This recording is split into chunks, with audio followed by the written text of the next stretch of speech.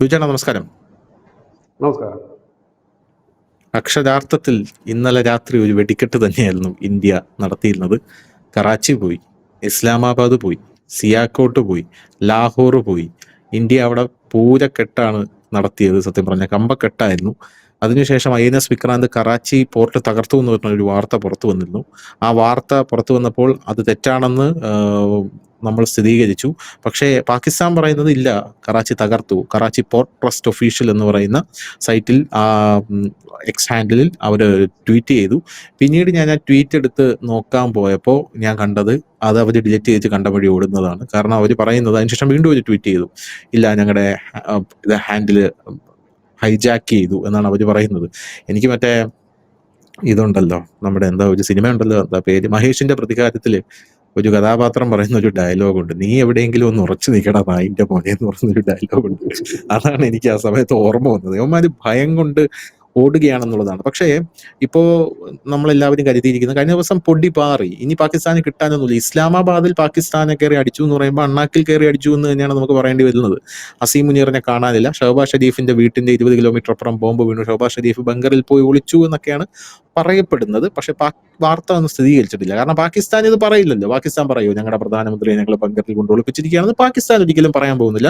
ഇനി ഒരുപാട് നാൾ കഴിഞ്ഞ് UN-ലൊക്കെ എന്തെങ്കിലുമൊക്കെ ഒരു അഭിസംബോധനയ്ക്കൊക്കെ ഉമാരെ കൊണ്ടുവരികയാണെങ്കിൽ, ഇപ്പൊ അമേരിക്ക പറഞ്ഞിരിക്കുന്നത് പാകിസ്ഥാനെ തുടച്ചു നീക്കണമെന്ന്, കൊണ്ടുവരികയാണെങ്കിൽ ഇവർ ചിലപ്പോൾ പറഞ്ഞേക്കും മോങ്ങിക്കൊണ്ട്, എന്റെ അന്ന് ഞാൻ ബങ്കറിലാണ് ഇരുന്നത്, കൊതുകടിയായിരുന്നു എന്നൊക്കെ ചിലപ്പോൾ പറഞ്ഞേക്കാം. ആ സമയത്തായിരിക്കും നമുക്കിത് മനസ്സിലാക്കാൻ സാധിക്കുന്നത്.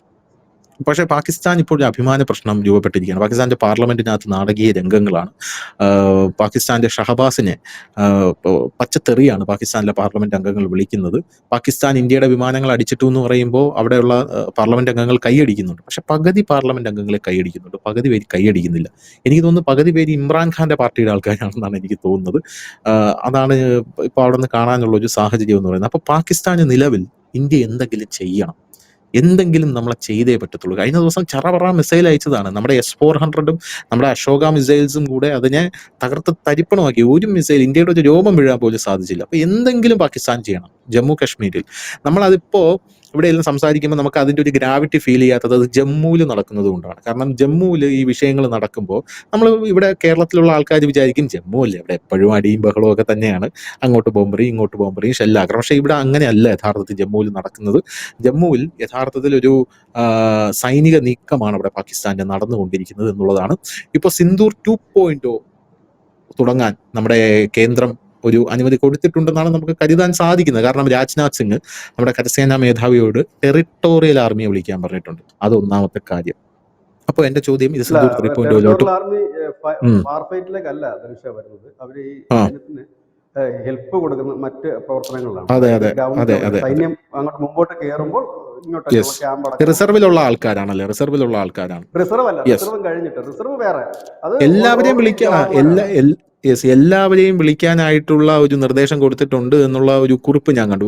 ഉള്ള എല്ലാവരെയും വിളിച്ചോളൂ എന്നുള്ള, എന്ന് പറഞ്ഞാൽ ഇപ്പൊ ലീവിലുള്ള ആൾക്കാരെ പോലും തിരിച്ചു വിളിക്കണം എന്നുള്ള ഒരു കുറിപ്പ് നമ്മുടെ കൊടുത്തിട്ടുണ്ട്. അത് വലിയൊരു ഒരു ഒരു ഒരു നീക്കം തന്നെയാണെന്ന് പറയാതിരിക്കാൻ പറ്റില്ല. പിന്നെ രണ്ടാമത്തെ കാര്യം എന്ന് പറയുന്നത്, ഇന്നലെ രാത്രി അടി നടന്നുകൊണ്ടിരിക്കുമ്പോൾ ഇസ്ലാമാബാദിലോട്ട് ഞാനിതാ വരുന്നു എന്ന് പറഞ്ഞ സൗദി സഹമന്ത്രിയുടെ ഒരു വാർത്താക്കുറിപ്പ് നമ്മൾ കണ്ടായിരുന്നു. ഞാൻ വന്നതും കണ്ടില്ല പോയതും കണ്ടില്ല. ഇനി ഇന്ത്യ വിളിച്ച് ചോദിച്ചപ്പോൾ ഇന്ത്യ പറഞ്ഞു കാണുമോ അവിടെ നിങ്ങൾ വന്നാലും നമ്മൾ അടിക്കും എന്ന് പറഞ്ഞിട്ടുണ്ടായി. അങ്ങനെ ഭയന്ന് പോയോന്ന് അറിയില്ല.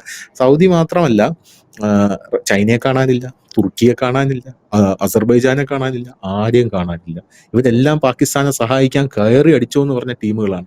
പാകിസ്ഥാൻ ഒറ്റപ്പെടുന്നു. എന്നിട്ടിപ്പോ സിന്ധു നദീതട കരാറ് ഉണ്ടാക്കാൻ സമയത്ത് അതിന് മധ്യസ്ഥത വെച്ച ലോക ബാങ്കിന്റെ അടുത്ത് നിന്നിട്ട് കൈനീട്ടുകയാണ്. ഈ കരാറിന്റെ കാര്യത്തിൽ എന്തെങ്കിലും ഒരു തീരുമാനം ഉണ്ടാക്കണം, പണ്ട് നിങ്ങളാണല്ലോ ഉണ്ടാക്കി തന്നതെന്ന് പറയുമ്പോൾ ലോക ബാങ്ക് പറയുകയാണ്. എനിക്ക് അതിശയമായി പോയി, ഇത് രണ്ട് രാജ്യങ്ങൾ തമ്മിലുള്ള തർക്കമാണ്, ഞങ്ങൾ ഇതിൽ ഇടപെടില്ല. അപ്പൊ അന്ന് ഇടപെട്ടതോ, അന്ന് ഒരു പ്രത്യേക സാഹചര്യം, ഇന്നൊരു പ്രത്യേക സാഹചര്യം, ഇടപെടില്ലെന്നാണ്. അത് സകല ആൾക്കാരും പാകിസ്ഥാനെ കൈയൊഴിഞ്ഞു. എന്നിട്ടും പാകിസ്ഥാൻ നമ്മുടെ രാജ്യത്തെ വീണ്ടും ചൊറിയാൻ നിൽക്കുകയാണോ ബിജുചേട്ടാ? ഇത് സിന്ദൂർ 3.0 തുടങ്ങി കഴിഞ്ഞാൽ പാകിസ്ഥാൻ പിന്നെ ഈ ഭൂപടത്തിൽ ഉണ്ടാകും?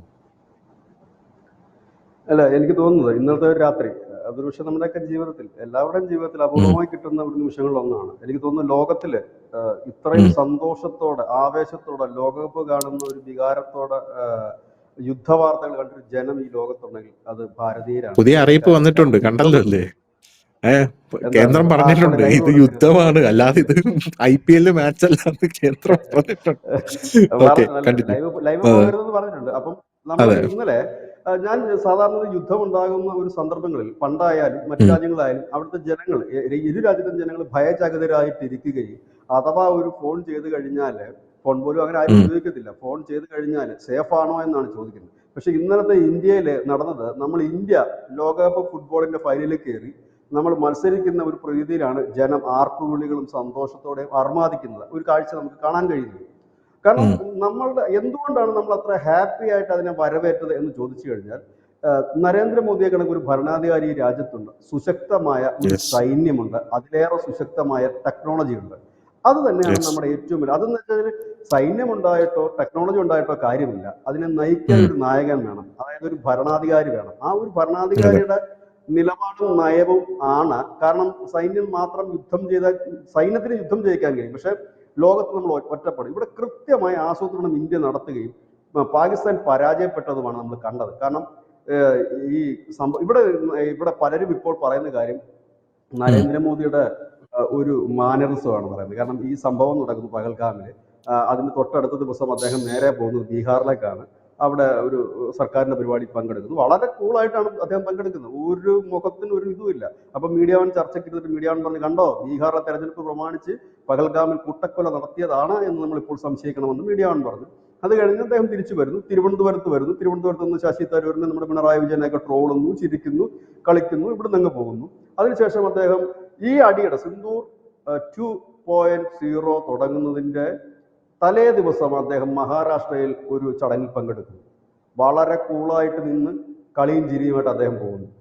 അതായത് സൈന്യത്തിന് പൂർണ്ണ ചുമതല കൊടുത്തപ്പോൾ മീഡിയ വൺ ചർച്ച നടത്തിയിട്ട് പറഞ്ഞു, ഇത് സൈന്യത്തിന് തലയ്ക്ക് വെച്ചു കൊടുക്കാനുള്ള പരിപാടിയാണ്.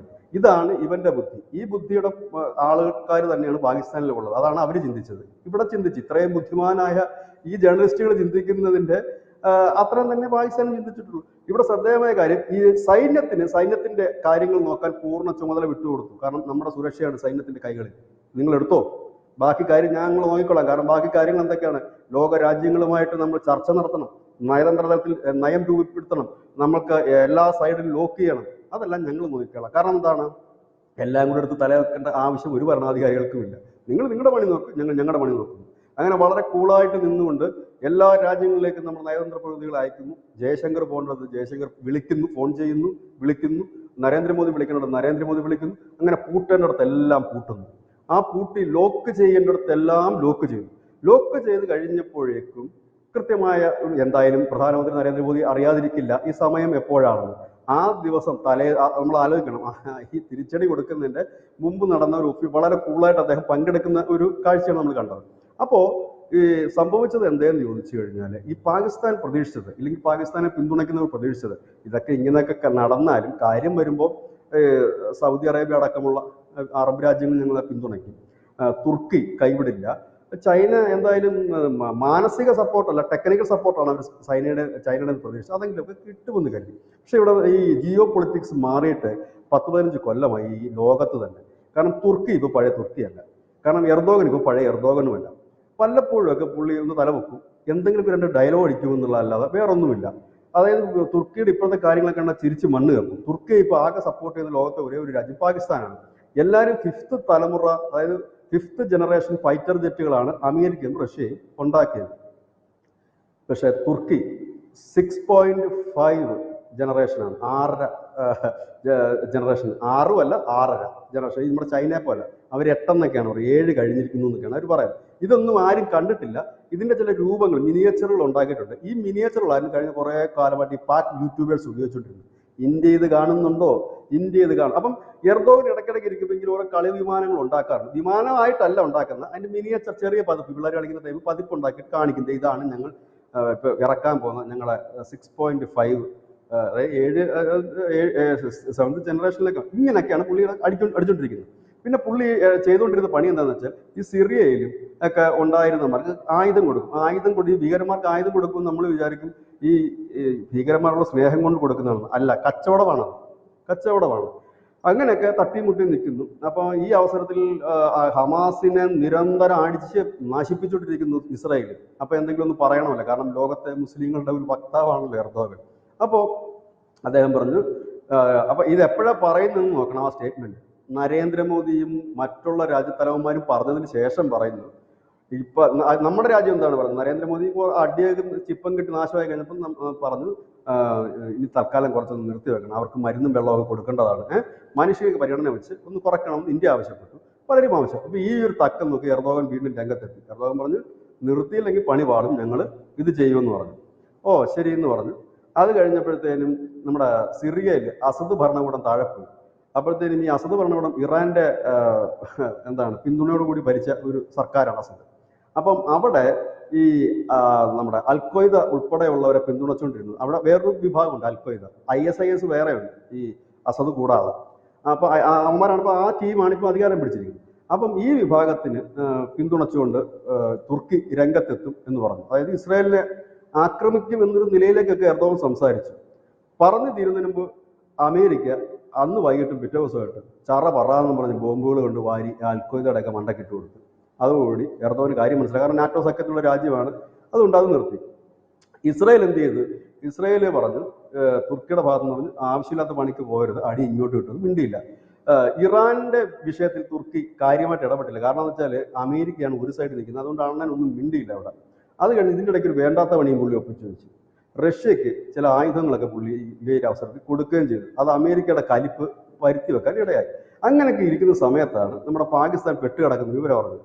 അങ്ങനെ ഈ പാർട്ടി ഒമാനിൽ പോയ വഴിക്ക് പാകിസ്ഥാനിൽ എന്താ നടക്കുന്നത് അറിയാൻ വേണ്ടി കപ്പലും കൊണ്ട് വന്നതാണ്. അത് അവർ ഓപ്പണായിട്ട് പറഞ്ഞു, ഞങ്ങൾ ഒമാനിൽ വന്നതാണ്, വന്ന വഴിക്ക് ഞങ്ങൾ പാകിസ്ഥാനിൽ കൂടെ കയറി. എന്തായാലും ആകെ ഞങ്ങളെ പ്രോത്സാഹിപ്പിക്കുന്ന ഒരു രാജ്യം അവന്മാർ മാത്രമല്ല, എന്താ സംഭവം. ഇവിടെ വന്നപ്പോൾ തുർക്കിക്ക് കാര്യം മനസ്സിലായി, ഇവന്മാരെ ദൈവം ഇവന്മാരെ കൂടെ നിന്നാൽ പോലും ഇവർ രക്ഷപ്പെടത്തില്ല. കാരണം ഇവന്മാരുടെ അവസ്ഥ അതാണ് എന്ന് തുർക്കിക്ക് മനസ്സിലായതുകൊണ്ട് അവർ പറഞ്ഞു ഞങ്ങൾ ആയുധമൊന്നും ഇറക്കാൻ വന്നല്ല, ഒമാനി വന്നതാണ്, ഞങ്ങൾ പോന്നു എന്ന് പറഞ്ഞു. അമർ ആ കപ്പലിന്റെ പടം പോലും പിന്നെ ആരും കണ്ടിട്ടില്ല. അപ്പോഴേ തന്നെ അമർ തലയം വിളിച്ചുകൊണ്ട് പോയി. പിന്നെ ഇവരുടെ പ്രതീക്ഷ മുഴുവൻ ഉണ്ടായിരുന്നത് അമേരിക്ക ഇതൊക്കെ പറഞ്ഞാലും കാര്യത്തോട് അടുക്കുമ്പോൾ അവര് മാനസികമായി, അതായത് ഇന്ത്യ ഒന്നും അങ്ങനെ ഓപ്പണായിട്ട് അവർ പിന്തുണയ്ക്കത്തില്ല, മാനസികമായിട്ട് നിൽക്കും. ചൈനയാണെങ്കിൽ ഞങ്ങൾ ടെക്നിക്കൽ സപ്പോർട്ട് തരും എന്നാണ് കരുതിയത്. അവിടെ രണ്ട് സ്റ്റേറ്റ്മെന്റാണ് ഇവന്മാരെ ഞെട്ടിച്ച് കളഞ്ഞത്. ഒന്ന് ചൈനയുടെ അവരുടെ അംബാസഡറുടെ ഒരു സ്റ്റേറ്റ്മെന്റ് വന്നു. എന്താണെന്നറിയാമോ? ഇന്ത്യ ഞങ്ങളുടെ അയൽരാജ്യമാണ്, സ്നേഹമുള്ള അയൽരാജ്യമാകാനാണ് ആഗ്രഹം. അതായത് വ്യക്തമായിട്ട് പറഞ്ഞത് ഇന്ത്യയാണ് ഞങ്ങളുടെ അയൽക്കാർ, അത് നീ അല്ല എന്നാണ് ചൈന പറഞ്ഞത്. അത് മനസ്സിലാക്കാനുള്ള ബുദ്ധി അവർ ഉണ്ടായില്ല. രണ്ടാമത്തെ കാര്യം എന്താണ് അമേരിക്ക പറഞ്ഞത്? ഇത് രണ്ട് രാജ്യങ്ങൾ തമ്മിലുള്ള പ്രശ്നമാണ്, ഞങ്ങൾക്കൊന്നും ഇടപെടാനും താല്പര്യമൊന്നും, നിങ്ങളായി നിങ്ങളുടെ പാടായി അവരും കൈ ഒഴിഞ്ഞു, ആരുമില്ല ലോകത്ത്. ഇനി നമുക്ക് കാര്യത്തിലേക്ക് വരാം. കറാച്ചി പോർട്ട് അടിച്ചില്ലെന്നാണ് പാകിസ്ഥാൻകാർ പറഞ്ഞാൽ ഇവിടെ ചിലർക്ക് വിശ്വാസം വരത്തുള്ളൂ. ഇന്ത്യ അവിടെ ഒരു നാശനഷ്ടം ഉണ്ടാക്കിയില്ലെന്നാണ് പാകിസ്ഥാൻ ഒരു വലിയ വാർത്ത ഇന്ന് പാകിസ്ഥാനിൽ നിന്ന് വന്നിരുന്നു. പാകിസ്ഥാനിൽ ഇന്റർനാഷണൽ തലത്തിൽ നിന്ന് എന്താണെന്നറിയാവോ? IMFന്റെ അടുത്ത് പൈസ ചോദിച്ചിട്ടുണ്ട്, 10,000 കോടി രൂപ. എന്തിനാണ് ആ പണം ചോദിച്ചു, എന്തിനാണെന്നുള്ള കാരണം കൂടെ കാണിക്കണം. അതിനകത്ത് അവർ കൊടുത്തിരിക്കുന്നത് ഇന്ത്യയുടെ ആക്രമണത്തിൽ ഞങ്ങളുടെ മുഴുവൻ നശിച്ചു പോയി, ഞങ്ങൾക്കത് റീകൺസ്ട്രക്ട് ചെയ്യാനായിട്ടാണ് 10,000 കോടി രൂപ. ഇന്ത്യ ആക്രമിച്ചില്ലെങ്കിൽ, ഇന്ത്യയുടെ ഒരു ഡ്രോൺ പോലും അവിടെ വീണില്ല എങ്കിൽ എന്തിനാണ് പിന്നെ നഷ്ടപരിഹാരം വേണോ? അതൊരു സിമ്പിൾ ചോദ്യമാണ്. ഞാൻ പൈസ കടം ചോദിക്കണം, എൻ്റെ സർവ്വതും അമ്മ അടിച്ച് നശിപ്പിച്ചെണ്ണ, എനിക്കൊരു 10 രൂപ താ എന്ന് നമ്മൾ പറയുന്നു.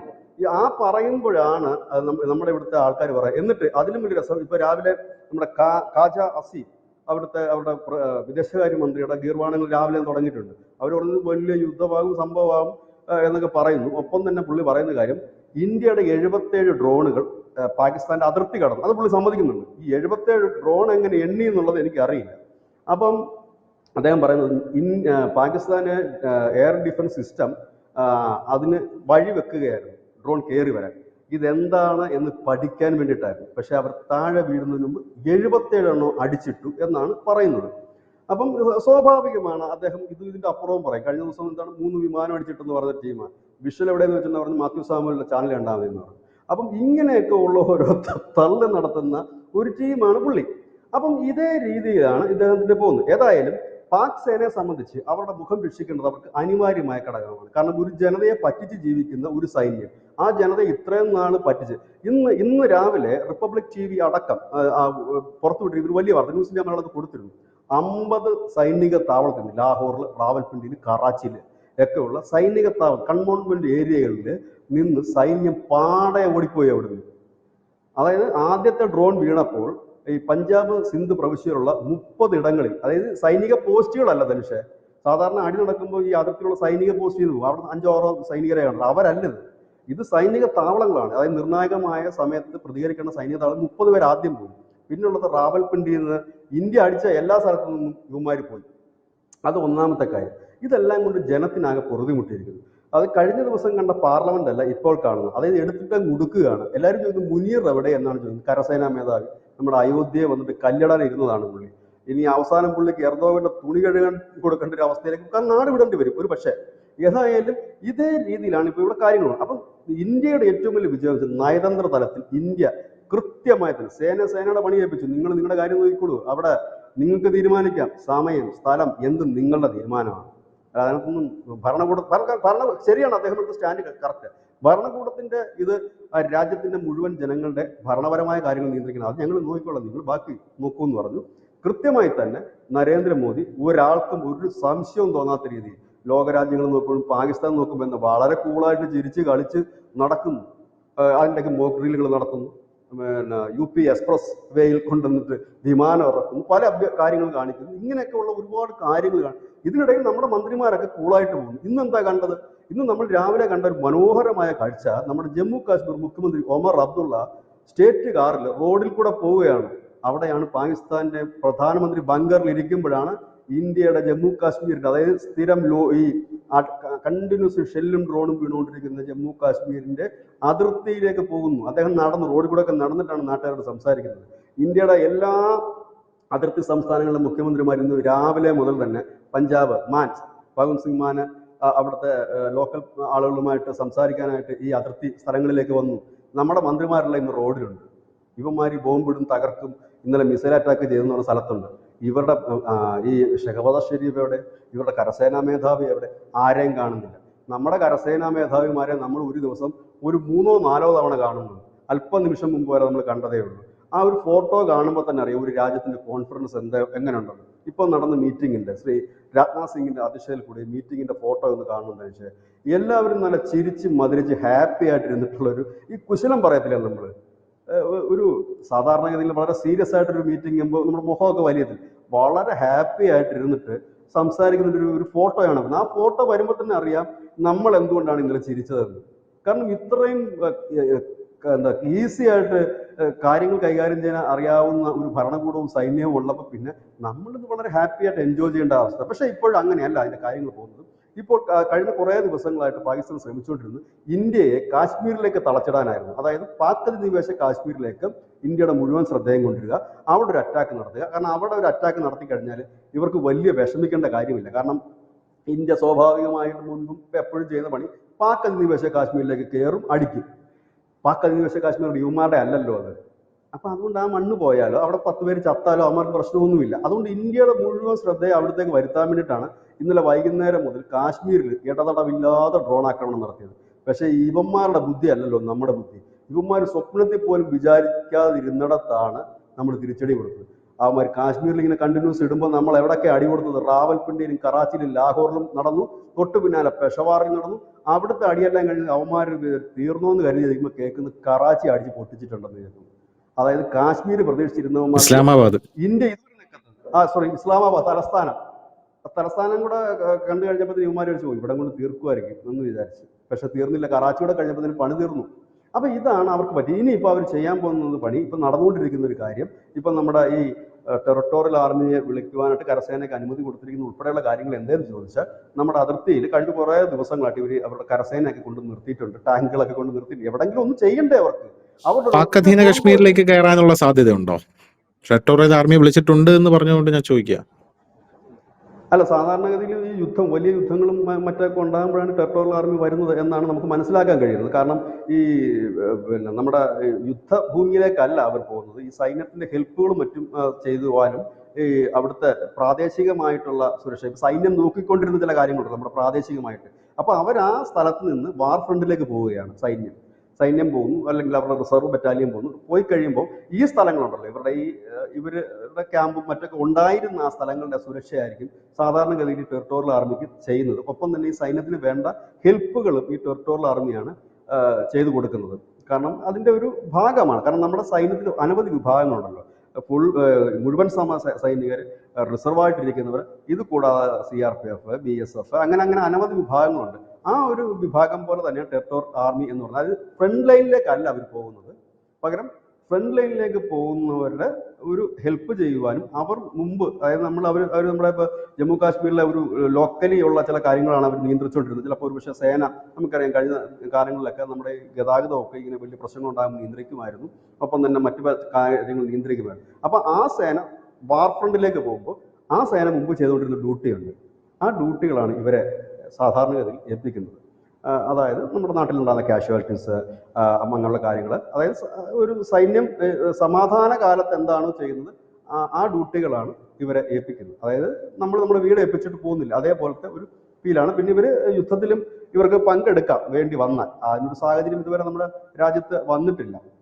അപ്പം ഇങ്ങനെ ഒരു രീതിയിലേക്ക് തിരിച്ചു വിളിക്കുന്നു. അപ്പം അത് തന്നെയല്ല രാജ്നാഥ് സിംഗ് പറയുന്നത് ചെയ്തിട്ട് നന്നായിട്ട് ഇനിയുള്ളത് ശക്തമായ തിരിച്ചടി എന്നാണ് അവരുടെ ഖാജ അസീം പറഞ്ഞിരിക്കുന്നത്. ഞങ്ങൾ അടിക്കും. കാരണം ഇവരെ സംബന്ധിച്ച് ഇവരുടെ ഒരൊറ്റ മിസൈലിനോ ഡ്രോണിനോ പോലും ഇന്ത്യയിൽ ഒരു ഒരു ഒരു ഒരു ഒരു നാശനഷ്ടം വരുത്താൻ കഴിഞ്ഞില്ല. ഇവരുടെ പൊട്ടാത്ത കുറെ ചൈനയുടെ PL-15 പറഞ്ഞ 2 മിസൈലുകൾ നമ്മുടെ നാട്ടിൽ വീണിട്ടുണ്ട്.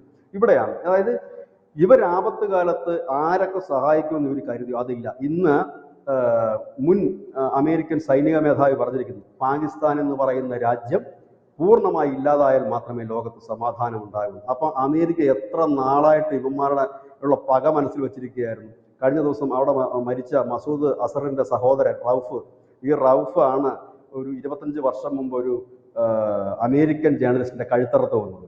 അതായത് ഈ ചൊരുക്കല്ല ഇവന്മാരെല്ലാം മനസ്സിൽ വെച്ചിരിക്കുകയാണ്. ആ ചൊരുക്ക് ഇപ്പോൾ ഒന്നൊന്നായിട്ട് തീർക്കുകയാണ്. ഇസ്രായേലിന്റെ പ്രശ്നം എന്താണെന്ന് വെച്ച് കഴിഞ്ഞാൽ, ഹമാസ് ഇനി ഏറ്റവും കൂടുതൽ ശക്തി കൊടുക്കുന്നതും അവരെ സഹായിക്കുന്നതും പാകിസ്ഥാനാണ്. അതാണ് അവരുടെ ചുരുക്ക്. ഫ്രാൻസ് അടക്കമുള്ളവരുടെ ചുരുക്ക് എന്താണ്? പാകിസ്ഥാൻ ഭീകരവാദത്തിന്റെ പ്രൊഡക്ഷൻ കൺട്രോളാണ്. ഇതിൻ്റെ ഇടയിൽ ഈ അണ്ണന്മാർ ആദ്യത്തെ അടി എന്ന് വെച്ചാൽ, ആദ്യം നമ്മൾ സിന്ദൂർ തുടങ്ങുമ്പോൾ അവരാദ്യം പാകിസ്ഥാനിറക്കിയ പ്രൊപ്പഗൻഡ നമ്മുടെ മസ്ജിദുകൾ തകർത്തു എന്ന് പറഞ്ഞിട്ട് ഈ അറബ് രാജ്യങ്ങളോട് പറഞ്ഞു. അറബ് രാജ്യങ്ങൾക്കറിയാം ഏത് മസ്ജിദാണ് ഇന്ത്യ മസ്ജിദാണ് തകർന്നത്.